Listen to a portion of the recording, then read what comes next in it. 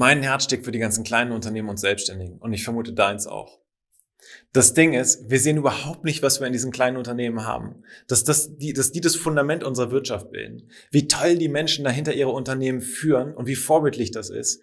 Und am allermeisten nervt mich, dass wir kein Stück darüber nachdenken, wie dieses Segment in 2030 oder 2040 aussehen könnte. Wir haben keine Vision für diese kleinen Unternehmen. Und da geht uns richtig was verloren. Stattdessen fiebern wir alle nur mit, ob BMW, Daimler und VW irgendwie noch diesen Schwenk hinkriegen zur Elektromobilität. Ja, das kann in meinen Augen überhaupt nicht sein. Mein Name ist Matthias und ich bin einer der Gründer von Jimdo. Ich darf seit über 15 Jahren mit den Menschen hinter diesen Unternehmen zusammenarbeiten. Und ich kann euch sagen, es ist echt cool und ich habe so einen Respekt für diese Leute. Und daher tut es mir auch so in der Seele weh, dass wir nicht verstehen, was wir da haben und schon gar nicht drüber nachdenken, was daraus werden könnte. Und mir ist wirklich wichtig, dass wir alle verstehen, dass diese kleinen Unternehmen das Fundament unserer Wirtschaft bilden. Daher mal ein paar Fakten. In Deutschland sind 81% aller Unternehmen Kleinstunternehmen. Das heißt, die haben weniger als 10 MitarbeiterInnen. 81%. Die große Mehrzahl aller Unternehmen in Deutschland sind Kleinstunternehmen. Hättest du das gedacht? Aber es kommt noch besser. In diesen Unternehmen arbeiten zusammen 5,7 Millionen Menschen. 5,7 Millionen. Ja, das ist wahnsinnig viel. Und nur mal zum Vergleich, ja, VW ist der größte private deutsche Arbeitgeber und da arbeiten 260.000 Menschen. Und in diesen Kleinstunternehmen wird pro Jahr über 450 Milliarden Euro erwirtschaftet. 450 Milliarden, ja, und nehmt das mal alles zusammen. Das ist wirklich das Fundament, über was wir hier reden. Aber wie gesagt, es findet in der Öffentlichkeit irgendwie überhaupt nicht statt. Vielleicht reden wir mal über ein Einzelschicksal vom Yoga-Studio über die Ecke. Und das wird diesen kleinen Unternehmen kein Stück gerecht. Mir ist es auch wichtig, dass wir verstehen, wie die Menschen dahinter ticken.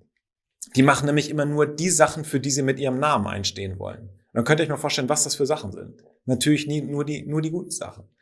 Um das mal ein bisschen konkreter zu machen, habe ich euch 3 Beispiele mitgebracht.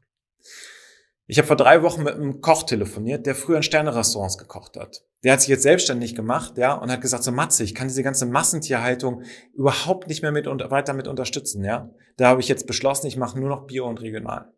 Das heißt, ich muss mich auch in meiner Karte total beschränken in dem, was ich anbiete. Aber ganz ehrlich, das bin ich uns allen noch irgendwie schuldig, oder?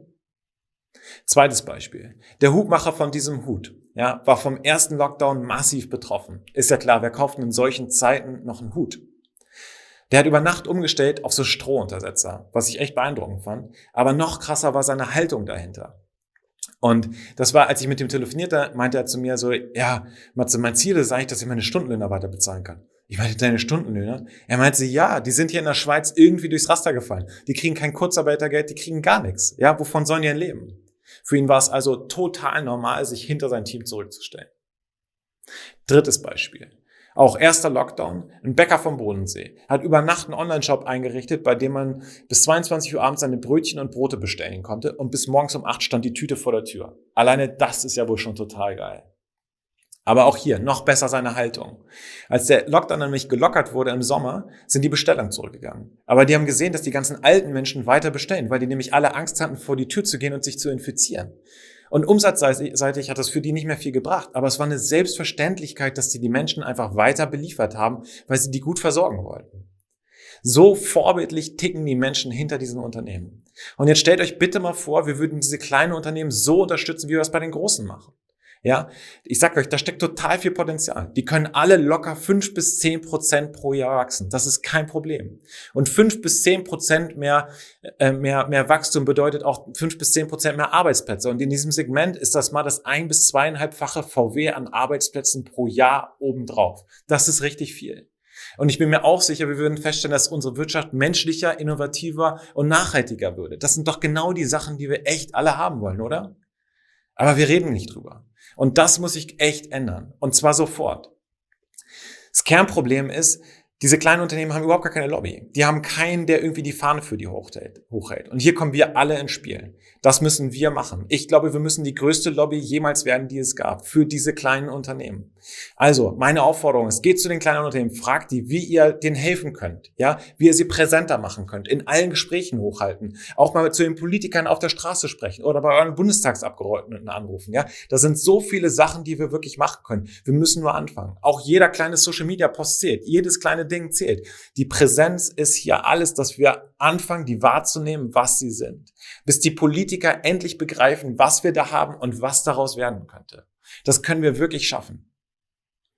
Und falls du ein kleines Unternehmen hast, ja, dann kann es echt sein, dass du gerade struggles wie so viele andere auch. Aber du sollst wissen, wir sehen dich und wir sehen auch den Beitrag, den du für uns alle leistest. Und wir sind an deiner Seite, weil wir an dich glauben. Und noch viel wichtiger, weil wir wissen, was in dir steckt und was daraus für uns alle gemeinsam werden könnte. Wir können da was echt Großes bauen. Meine Unterstützung habt ihr. Ich bin wirklich euer allergrößter Fan. Let's go!